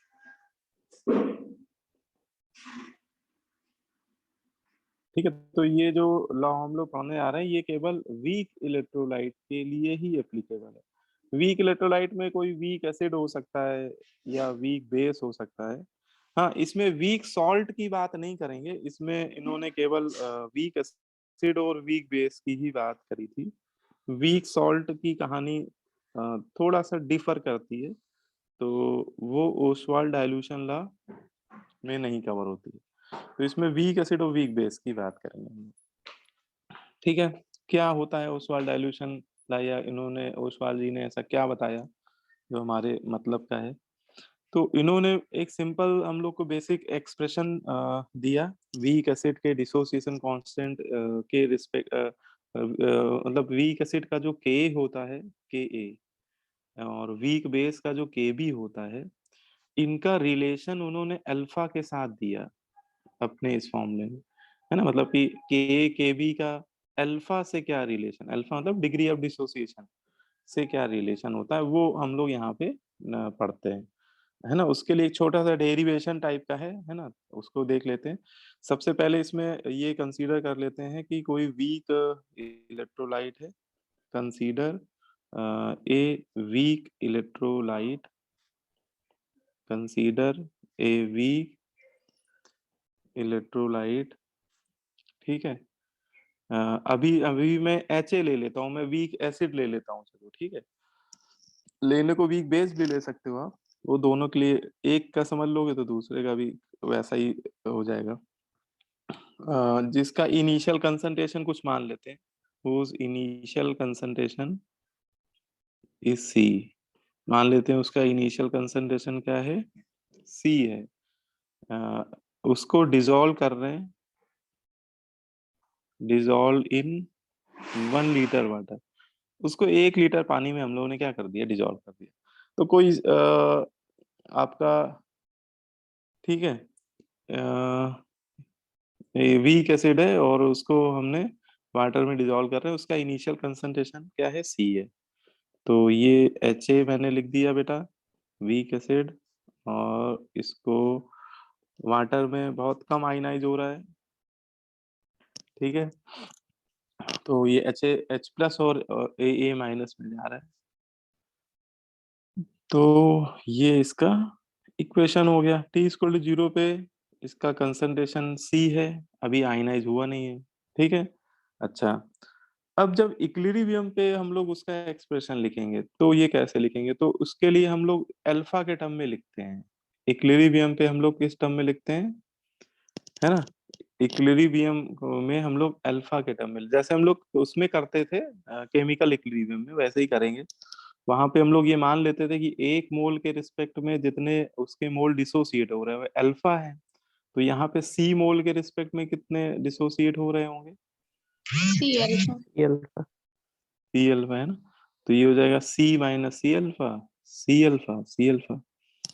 ठीक है, तो ये बन गया, अल्फा के टर्म में लिख लिया। अब इसका डिसोसिएशन कांस्टेंट वीक एसिड है तो के होगा, और इसका एक्सप्रेशन हो जाएगा equal to H plus ion concentration, जितने भी एक्वस आयन है उन्हीं के रिस्पेक्ट में ये तो हम लोग को पता है कि केसी या केपी हम लोग या तो गैसों के लिए लिखते हैं या एक्वस स्पेसीज के लिए लिखते हैं, है ना। तो यहाँ पे सभी एक्वस स्पीसीज है, तो सबके लिए लिखना पड़ेगा भैया, कोई सॉलिड नहीं है। C alpha divided by C1 - alpha. ठीक है, तो एक सी कैंसिल हो गया यहाँ पे, तो ये आ गया C♥1 - अल्फा। तो इसका K का एक्सप्रेशन ये इतना आ गया।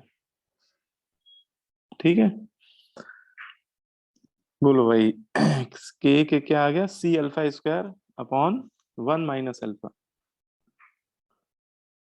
C♥2/1 - alpha. सी यहाँ पे उसका जो वीक एसिड है उसका इनिशियल कंसंट्रेशन है, अल्फा उसका डिग्री ऑफ डिसोसिएशन। ठीक है, तो ये एक्सप्रेशन बना, लेकिन इसमें कई बार क्या होता है, एक बेसिक एजम्पशन एप्लीकेबल हो जाता है। ठीक है, एक यहाँ पे एजम्पशन लेकर उसको इस फॉर्मूले को और सिंप्लीफाई कर दिया जाता है।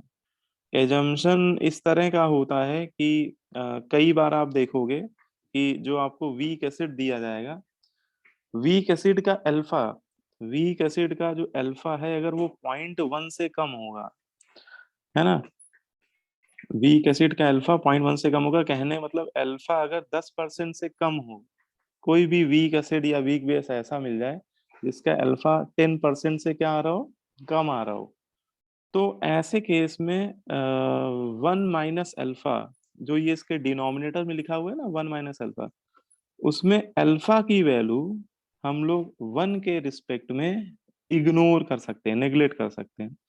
अगर हम लोग बोलते हैं कि alpha is much less than 0.1, है ना, अल्फा अगर 1 के रिस्पेक्ट में कम है या काफी कम है तो और अच्छी बात है ना।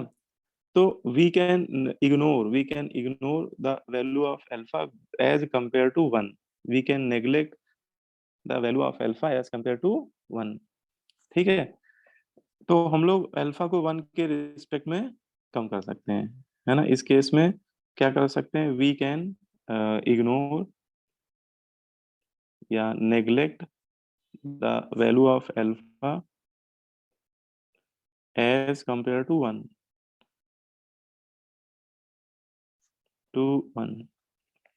अच्छा, आपको लग रहा होगा सर ये क्यों कर रहे हैं, क्योंकि अगर नेग्लेक्ट कर रहे हैं तो फिर आंसर हमारा करेक्ट नहीं आएगा, कुछ उसमें एरर आ जाएगी, है ना, कुछ तो एरर आएगी। तो इसमें न्यूमेरिकल केमिस्ट्री में ये बोला जाता है कि देखो अ, अगर 10% से कम एरर आ रही है तो वो बहुत स्मॉल एरर मानी जाती है, वो बहुत स्मॉल मैथमेटिकल एरर मानी जाती है, और ऐसी एरर को हम लोग कंसीडर कर लेते हैं न्यूमेरिकल केमिस्ट्री में। ठीक है, मतलब इतनी एरर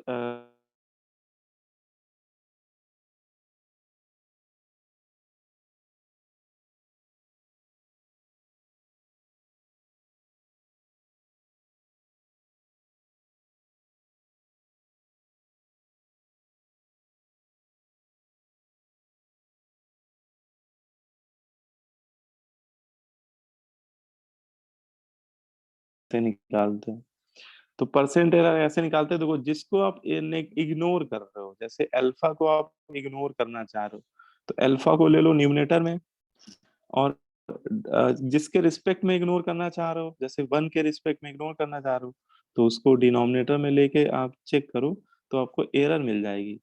और अल्फा मान लेते हैं कि 0.1 ही है, चलो अल्फा एग्जैक्ट 0.1 ही मान लेते हैं, तो अल्फा अगर 0.1 ले लेंगे तो ये कितने परसेंट आ जाएगा, 10%। 10%। 10%, है ना।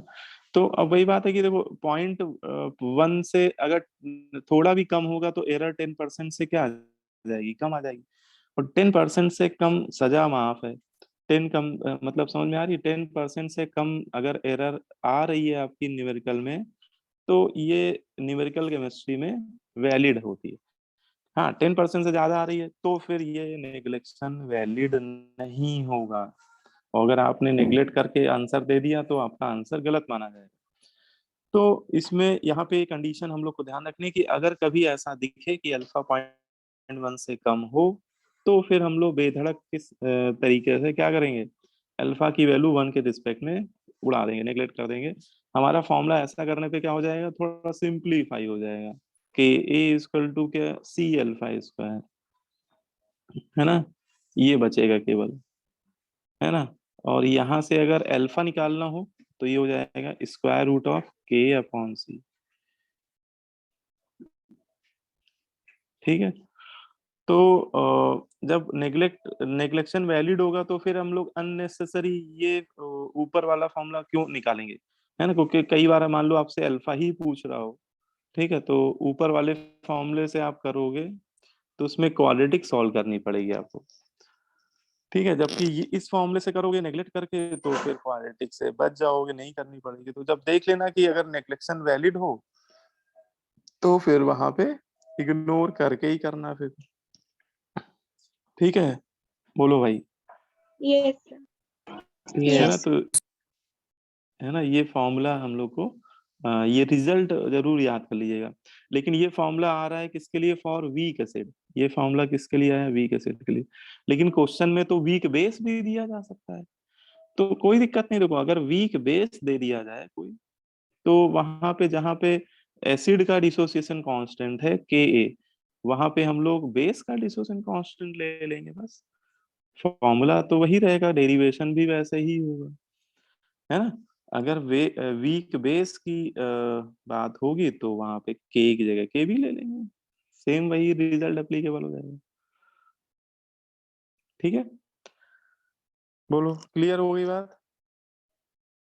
Yes sir. ये है ना। Yes. अच्छा, एक इसमें लास्ट में छोटा सा पॉइंट है, उसको भी समझ लीजिए कि जैसे इसके नाम में आता है डाइल्यूशन ला, ओस्टवाल्ड डाइल्यूशन ला। तो ओस्टवाल्ड ने ये जो ला दिया है उसके उसको उन्होंने डाइल्यूशन ला बोला। तो इसका डाइल्यूशन से क्या लेना देना, मतलब पूरा डेरिवेशन हम लोग कर चुके हैं लेकिन कहीं डाइल्यूशन की तो बात ही नहीं हो रही है। मतलब डाइल्यूशन ला कुछ बोला है, डाइल्यूशन वर्ड उन्होंने बोला है, तो और उसके टाइटल में इंक्लूड किया है, तो कहीं ना कहीं कोई तो उसका मतलब होगा, ऐसा तो नहीं कि फालतू में ऐड किया। तो वो क्या बताना चाह रहे थे वो इस ला से, देखो वो इस ला से ये बताना चाह रहे थे कि जो अल्फा की वैल्यू है, ठीक है, देखो के तो कांस्टेंट होता है। आप कोई कोई भी वीक एसिड उठा लो, जैसे आपने एसिटिक एसिड उठा लिया, तो एसिटिक एसिड का के तो फिक्स होता है। एसिटिक एसिड का के होता है 1.8 इंटू 10⁻⁵, और ये कांस्टेंट वैल्यू होती है रूम टेम्परेचर पे, है ना। क्योंकि के भी जो है ये सब टेम्परेचर का फंक्शन है, अगर टेम्परेचर नहीं चेंज करेंगे तो ये नहीं चेंज होते हैं। जैसे केसी केपी होता था, केसी केपी भी टेम्परेचर पे डिपेंड करते हैं। तो हम लोग जो भी ये सब डिसोसिएशन करेंगे वो कांस्टेंट टेम्परेचर पे ही करेंगे। तो के की वैल्यू क्या हो जाती है, कांस्टेंट होती है, फिक्स्ड होती है रूम टेम्परेचर पे। तो अल्फा की वैल्यू इनडायरेक्टली डिपेंड किस पे कर रही है ना। अल्फा की वैल्यू इनडायरेक्टली किस पे डिपेंड कर रही है, Initial concentration. इनिशियल कंसंट्रेशन पे, बिल्कुल सही है। तो यहाँ पे डाइल्यूशन ला क्या कह रहा है इसको समझिए। ओस्वाल्ड डाइल्यूशन लॉ के अकॉर्डिंग अल्फा जो होता है वो डायरेक्टली वो इनवर्सली प्रोपोर्शनल होता है स्क्वायर रूट ऑफ कंसंट्रेशन के, है ना। वो कांस्टेंट तो हटा ही दो, के भी तो सब कांस्टेंट। और कंसंट्रेशन आप लोग जानते हो, कंसंट्रेशन को क्या लिखते हैं हम लोग, मोल पर लीटर, मतलब मोल पर वॉल्यूम, है ना। कंसंट्रेशन का मतलब आप समझ समझ रहे हो, ये कंसंट्रेशन मतलब मोलर कंसंट्रेशन है, मोलरिटी है ये। जो सी हम लोग जिसको बोल रहे हैं ये एक्चुअली उस एसिड या उस बेस का मोलर कंसंट्रेशन है। मोलर कंसंट्रेशन मतलब मोलरिटी, है ना। आपको एसिड की जो मोलरिटी दी जाएगी या बेस की जो मोलरिटी दी जाएगी वही वैल्यू हमें यहाँ रखनी पड़ेगी, है ना। क्वेश्चन में मोलरिटी ऑफ वीक एसिड या वीक बेस भी हो सकता है, नीचे वाला फॉर्मूला लगाओगे तो वहाँ वीक बेस की बात होने लगेगी, ठीक है। तो यहाँ पे सी है कंसंट्रेशन। अब देखो मोल अगर कांस्टेंट है, ठीक है, और आपने क्या किया, जैसे समझो कि उसको प्रैक्टिकली आपको मैं समझाता हूँ कि मान लो कि आपने एसिटिक एसिड लिया बेटा, ठीक है, और उसको आपने 1 लीटर वाटर में डिजोल्व कर दिया। 1 लीटर वाटर में क्या किया आपने, डिजोल्व कर दिया। टेम्परेचर कांस्टेंट है 25 डिग्री सेल्सियस पे सारा खेल हो रहा है, और आपने इसका अल्फा मीजर किया इक्विलिब्रियम पे, इसका अल्फा सपोज आया 40%, ठीक है, इसका अल्फा कितना आया 40%।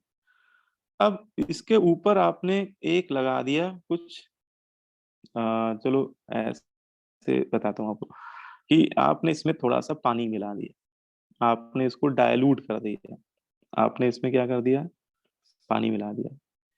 तो देखो जब आप डायलूट करोगे, वाटर ऐड करोगे किसी भी वीक एसिड या वीक बेस में या किसी भी इलेक्ट्रोलाइट में, तो उसके मोल तो चेंज होंगे नहीं।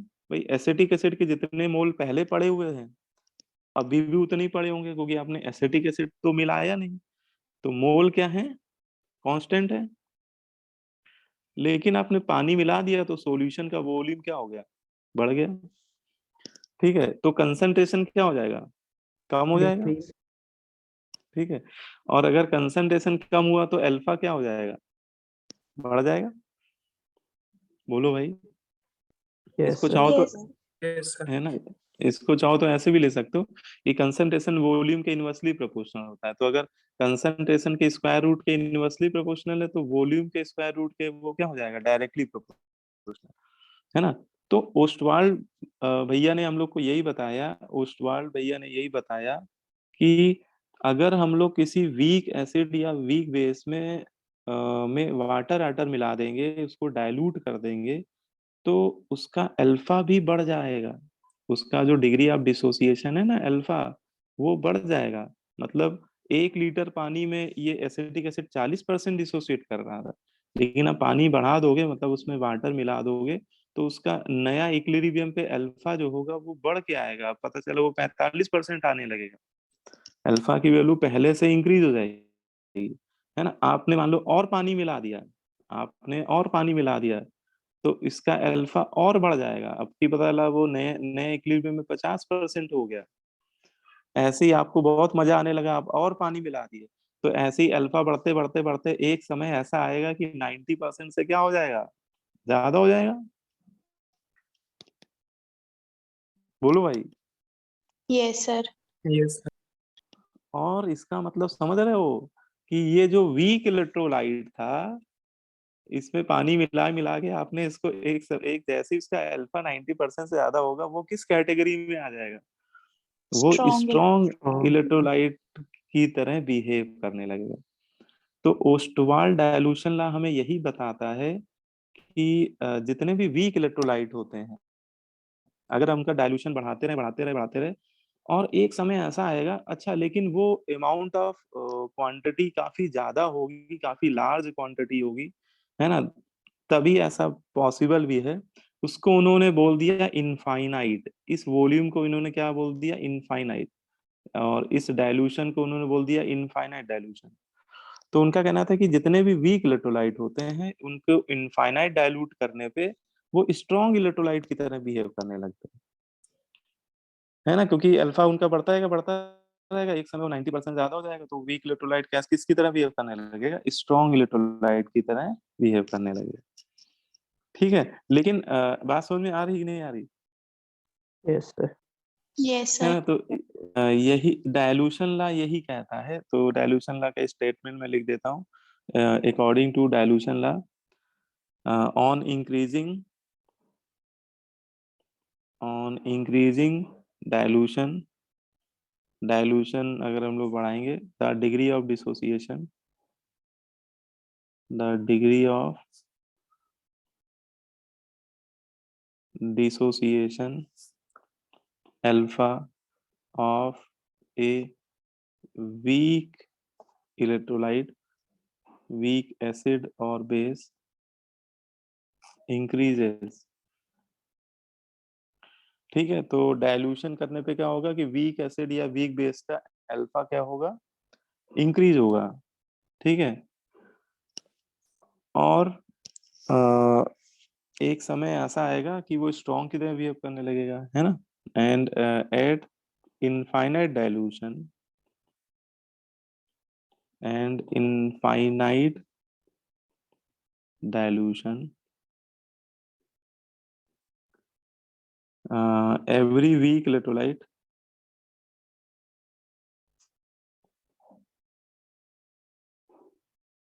behaves as a strong electrolyte. इसका मतलब ये होता है कि वीक कभी स्ट्रांग नहीं हो सकता है, ऐसा नहीं कह सकते। जो आज कमजोर है वो कल स्ट्रांग भी हो सकता है ना। तो यहाँ पे वो यही बताना चाह रहे हैं कि जितने भी वीक इलेक्ट्रोलाइट होते हैं वो इनफाइनाइट डाइल्यूशन पे स्ट्रॉन्ग इलेक्ट्रोलाइट की तरह बिहेव करने लगते हैं। ठीक है, तो वीक हमेशा वीक नहीं रहेगा, या स्ट्रॉन्ग हमेशा स्ट्रॉन्ग तो स्ट्रॉन्ग रहता है खैर ठीक है, लेकिन वीक इलेक्ट्रोलाइट में अगर डाइल्यूशन बढ़ाते रहेंगे तो एक समय ऐसा भी आता है कि स्ट्रॉन्ग की तरह बिहेव करने लगता है। और ओसवाल्ड डाइल्यूशन लॉ हमें यही चीज एक्सप्लेन कर रहा है। हाँ, लेकिन वो वॉल्यूम बहुत ज्यादा होगा। और इनफाइनाइट का मतलब यहाँ पे क्या है कि एग्जैक्ट ऐसा मतलब कि नहीं है कि आपको एक टंकी भर पानी डालना पड़ेगा, ऐसा भी मतलब नहीं है। उसका मतलब ये है कि वो अमाउंट बहुत ज्यादा होगा, लेकिन वो एक सर्टेन भी होगा। इनफाइनाइट का मतलब वो अनसर्टेन नहीं है ना। हो सकता है कि 1 लीटर पानी में वो 40% डिसोसिएट हो रहा है, और पानी बढ़ाते बढ़ाते आप इसको 10 लीटर कर दिए तो 10 लीटर में वो 90% से क्रॉस हो गया, तो 10 लीटर पानी उसके लिए इनफाइनाइट डाइल्यूशन हो जाएगा। ठीक है ना। Yes, sir. तो उसका मतलब ये है यहाँ पर। तो ये तो मैंने आपको ओसवाल्ड डाइल्यूशन लॉ बताया। अब इसमें से क्वेश्चन कैसे पूछा जाएगा, तो क्वेश्चन पे चलो बात करते हैं। एक क्वेश्चन करते हैं फिर आगे बढ़ते हैं। ठीक है, देखो क्वेश्चन करते हैं। क्वेश्चन में कह रहा है 0.01 molar acetic acid, 0.01 molar acetic acid dissolve in water at 25 degree Celsius. ठीक है, आपको बताया जा रहा है कि एसिटिक एसिड के 0.01 मोलर को पानी में डिजॉल्व किया गया, और the value of dissociation constant. ठीक है, आपको उसका डिसोसिएशन कांस्टेंट दिया हुआ है। द डिसोसिएशन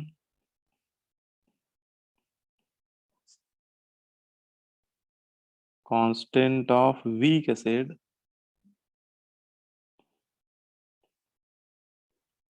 वो दे दिया है 10⁻⁻⁶। ठीक है, तो आपसे क्या कह रहा है कैलकुलेट करने को। कैलकुलेट फर्स्ट पार्ट में आपसे कह रहा है कि बताइए डिग्री ऑफ डिसोसिएशन क्या होगा। फर्स्ट पार्ट में डिग्री ऑफ डिसोसिएशन मतलब अल्फा पूछ रहा है आपसे। सेकेंड पार्ट में वो पूछ रहा है पीएच ऑफ सॉल्यूशन। ठीक है, जैसे ये दो बातें उसने हम लोगों से पूछी। सर हाँ बताओ बेटा। सर अभिषेक ज्वाइन कर लीजिए। अच्छा अच्छा, एक मिनट देखता हूँ। आज शो नहीं कर रहा है इसमें, वैसे तो ऊपर आ जाता है कोई एंटर करता। सर नोटिफिकेशंस उसकी ऑफ हो गई होंगी मेरी। इसमें भी हो गया था एक बार तो करा।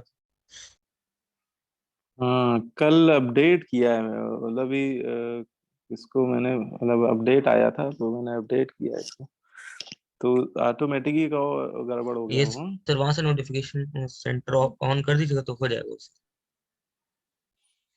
हाँ, ये तुम सही बोल रहे हो भाई, लेकिन अभी शुरुआत में शो कर रहा था।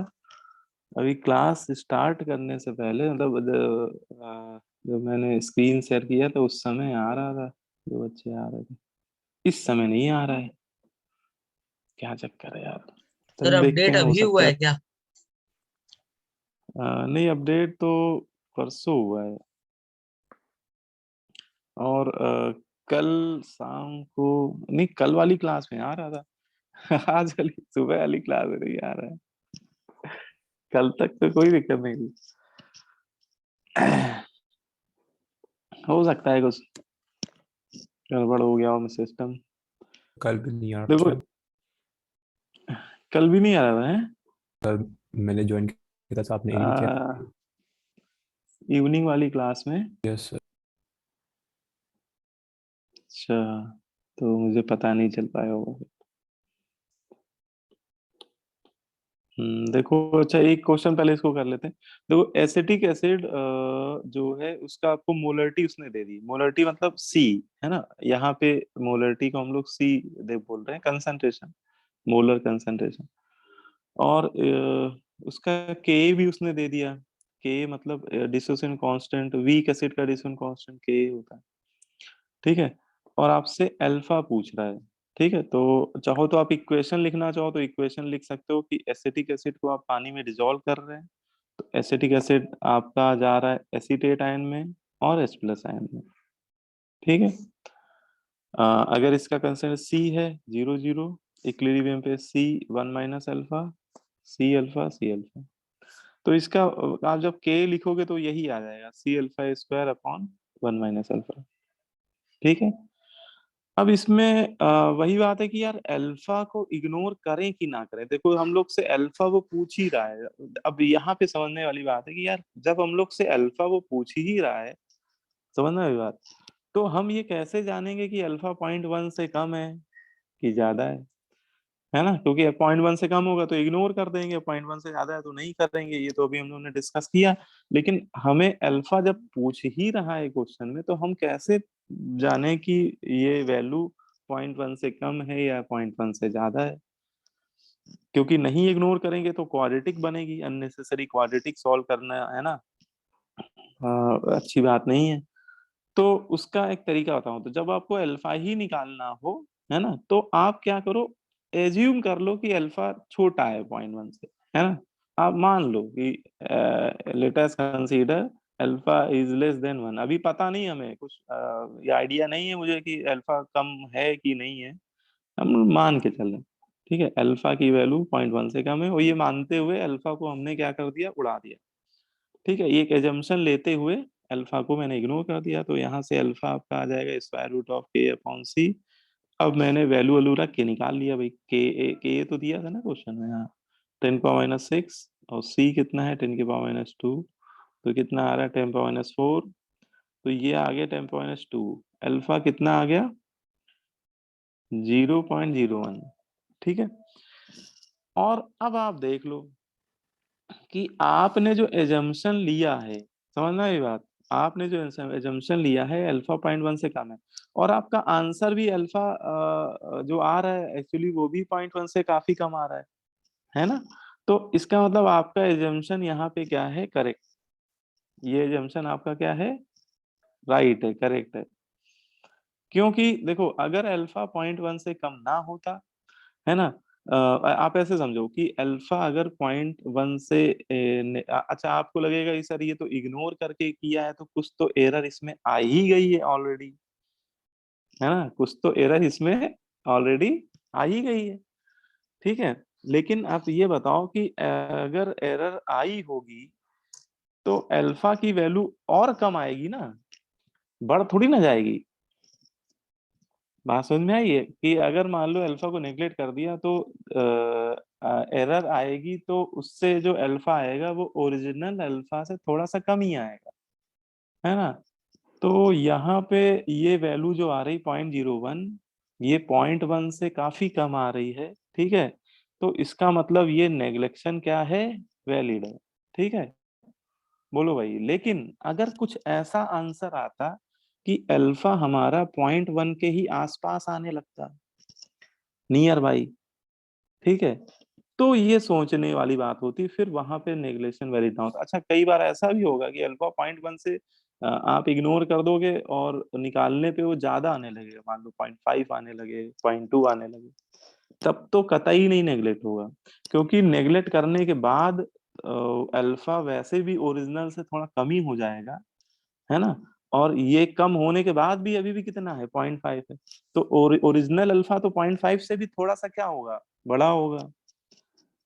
बोलो भाई, यस तो फिर सर। इग्नोर नहीं होगा, ठीक है।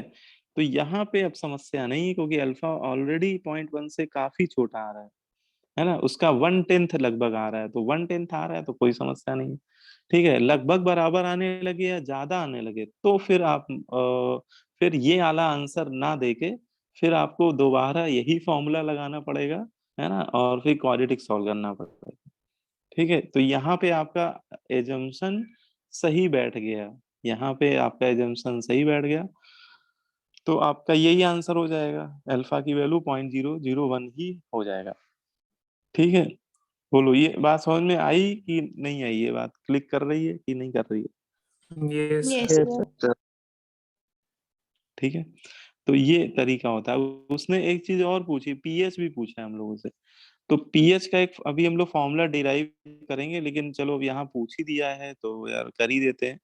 पीएच का एक छोटा सा फॉर्मूला होता है minus log H plus ion concentration. ठीक है, ये साथ कहीं ना कहीं तुम लोगों ने पढ़ा भी हो, बहुत बेसिक फॉर्मूला है, minus log H plus ion. ठीक है, अभी अगले लेक्चर में ये पीएच की कहानी डिटेल में करेंगे हम लोग। और यहाँ पे देखो, हमें इसका मतलब अगर हमें पीएच निकालना है तो हमें किस आयन का कंसंट्रेशन चाहिए? एच प्लस आयन का, है ना। और H प्लस आयन का कंसंट्रेशन इक्विलिब्रियम पे किसके बराबर है? अगर आप उसको देखें तो इक्विलिब्रियम पे वो C अल्फा के बराबर है ना। इक्विलिब्रियम पे H प्लस आयन कंसंट्रेशन किसके बराबर है? C अल्फा के बराबर है। तो एट इक्विलिब्रियम, जब इक्विलिब्रियम आया उस समय H प्लस आयन किसके इक्वल है? C अल्फा के। अब देखो C आपको पता ही है, अभी C आपको दिया ही हुआ था 0.01, अल्फा भी आपने निकाल लिया 0.01, तो H प्लस आयन कितना आ गया? 10⁻⁴ ऑर्डर का। अब ये H प्लस आयन अगर आप यहाँ रख देंगे 10⁻⁴ और इसका माइनस लॉग लेंगे तो बताओ कितना आ जाएगा ये?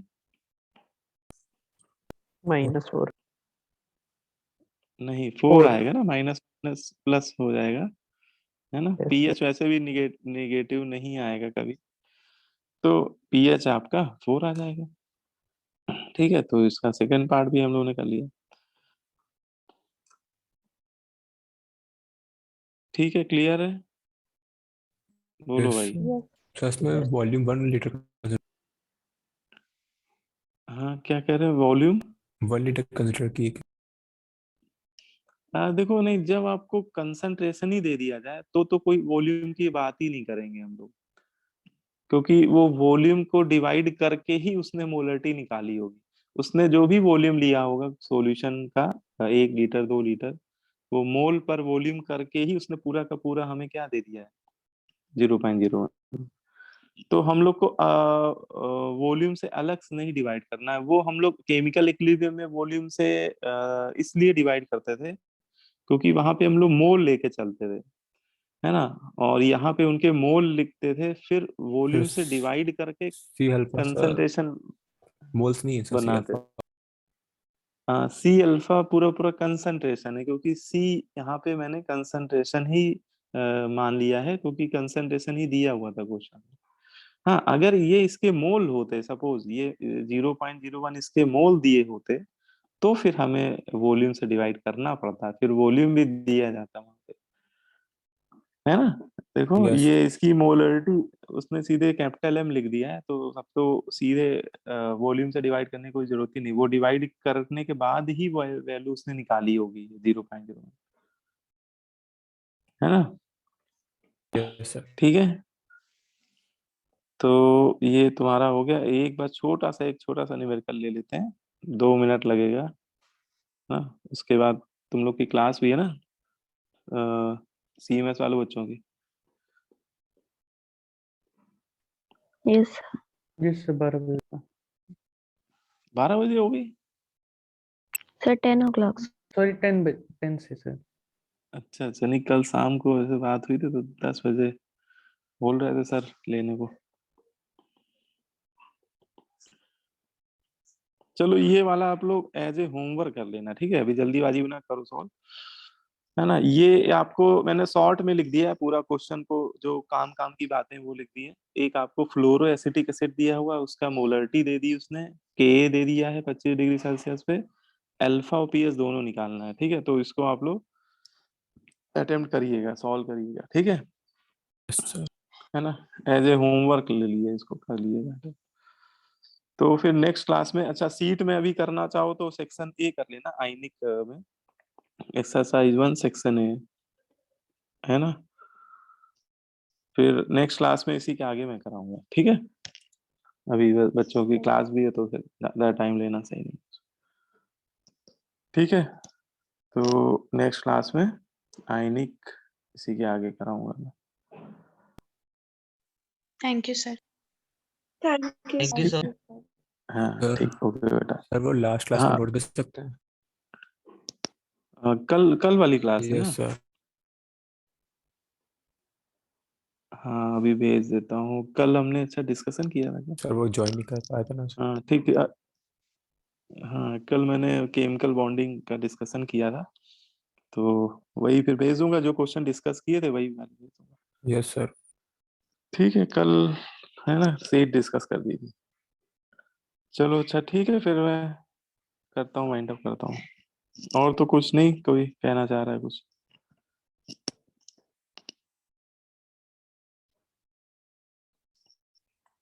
चलो अच्छा ठीक है फिर मैं क्लोज कर